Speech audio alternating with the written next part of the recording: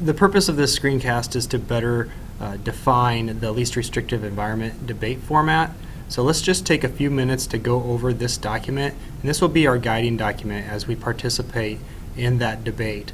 And remember, the purpose of this is to look at our particular scenario and examine it from both sides, both from an affirmative argument, which means that we feel the student should be in a special PE classroom, and the negative constructive argument that's stating that we should remain with the status quo recommendation and the student should be involved in an inclusive environment. So again, the affirmative is going to be arguing for a special PE classroom, and the negative is going to be arguing for maintaining the recommendation of an inclusive classroom. So let's go through this just step by step.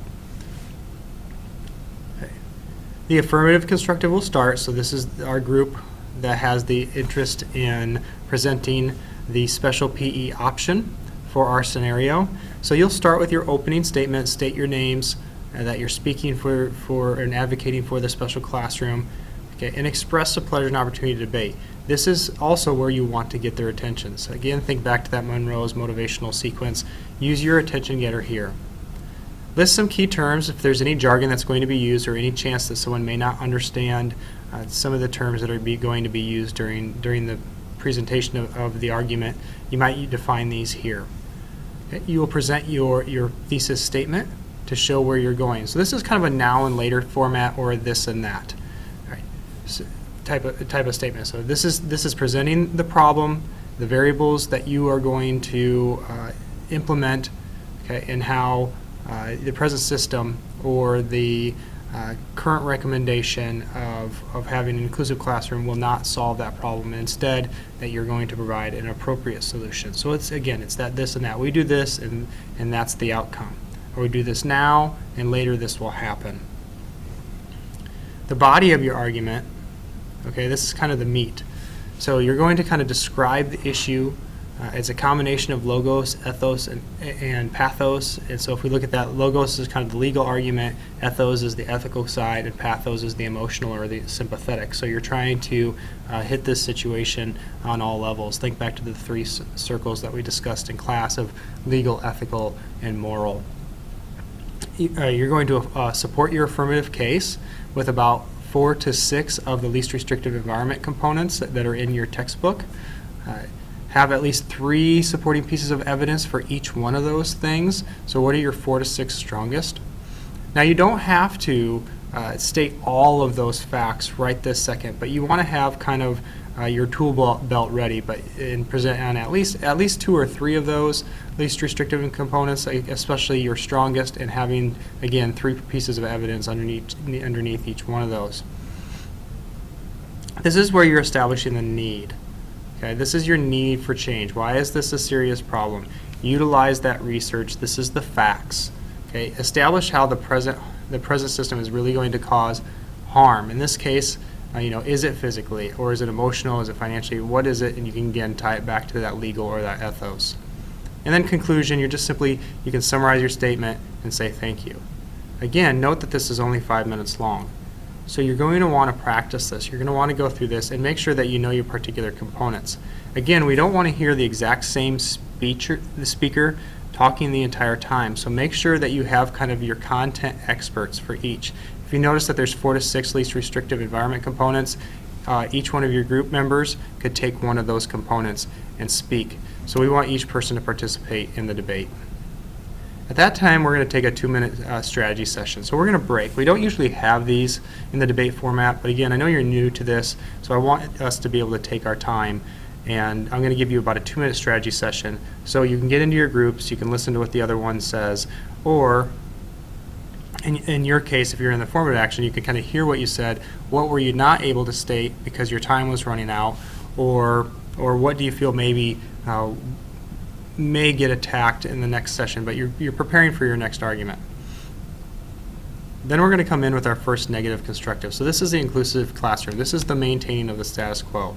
Again, much like in the beginning, your group, you're going to state your name, your partner's names, and that you're speaking for the inclusive classroom. Right? Express that pleasure for an opportunity for that debate topic, and you might utilize an attention grabber too. However, this won't be nearly as substantive as the original affirmative constructive attention getter. You don't want to use a lot of your time. Instead, you want to utilize your time correcting any of the definitions that you may feel are incorrect. So you're trying to skew the argument more in the idea or the language that you are going to use, and then describe the issue from your point of view. And potentially, again, maybe that's where an attention getter may come in. You're going to introduce your case and your thesis statement. We intend to prove there's no need to have that special PE classroom. This is your this and that type of statement. You too are going to have the 4 to 6 contentions or the least restrictive environment components, and I can even note that here.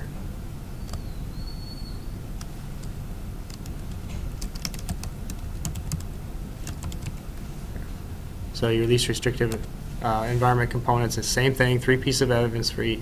You want to refute the need for change. So by refuting their needs, you are also explaining why your needs are preferable. Okay, again, deny that there's any problems with the recommendations that were made, no reason for change. You're diminishing the significance of the situation. This is where your facts are coming in. Again, so do your research, okay, and attack their plan. Why is it cause more harm than good? This right here is an optional strategy. I would generally say let's stay away from that for now. So again, you're refuting the affirmative points with evidence and reasoning. This is our facts. Stick to the facts. Look at how they presented their argument at the top. We'll then break again. We'll take a 2-minute strategy session. You'll meet with your group, talk about what's been said. Now we've seen both sides of the argument. What are the key sides of each argument? Where are the inherent strengths? Where are the inherent weaknesses? And make sure that we go on the offensive to attack the weak parts of their argument, and certainly try to put a chink in the armor of their stronger contentions. The affirmative will go again, the advocates for the special PE classroom. You can kind of briefly summarize the debate so far. You're going to contrast the difference between the affirmative and the negative positions. Where are your differences? If you need to, if those definitions were refuted, you can redefine or defend how you defined them.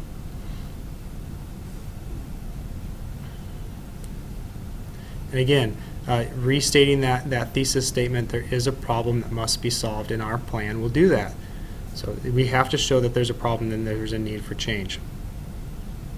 In that, again, you're attacking the negative philosophy, defending the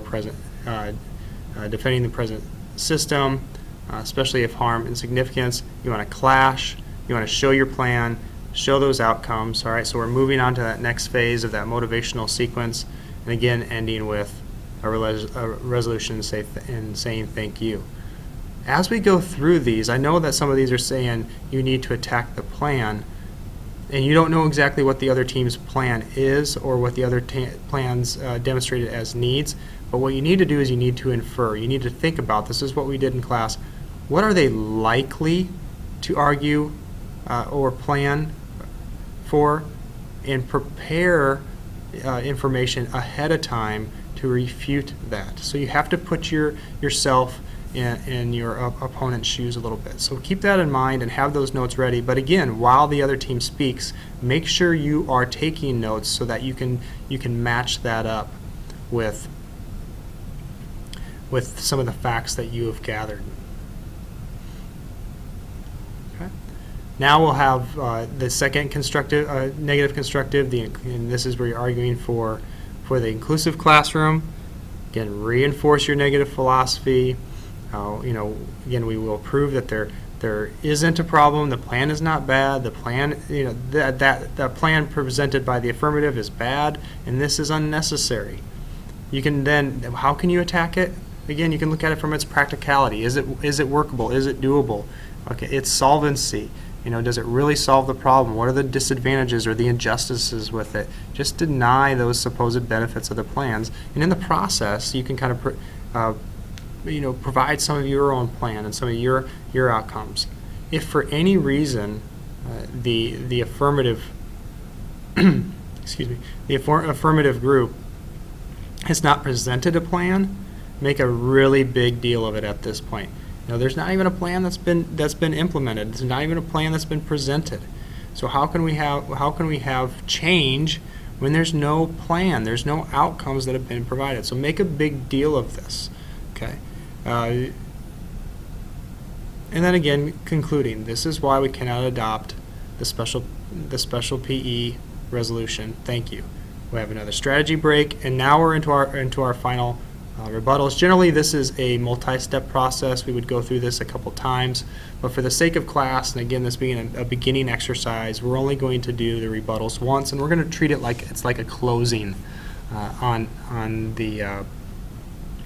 a paper, or it might even be the last two components of the Monroe's motivational sequence, where we're looking at helping them visualize it, and then ending with an ask or getting action. So you'll note here that the negative gets to go twice in a row. We have the negative here, and then we have a 2-minute break, and we have the negative again here. And that's not a typo. That's actually on purpose, because in debate, the affirmative gets to go first and last. So that's what we're doing here.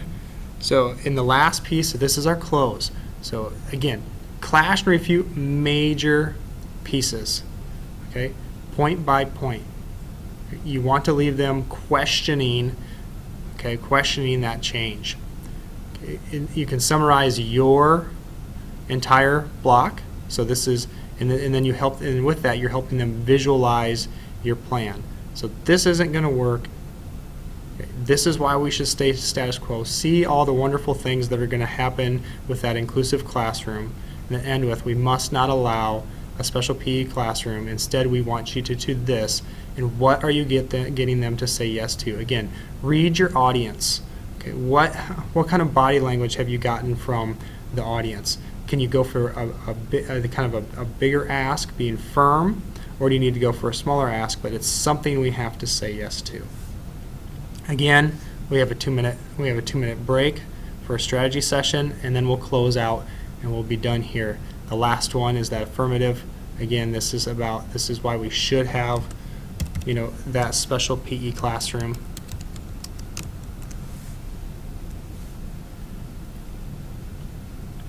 We're going to refute the negatives plans.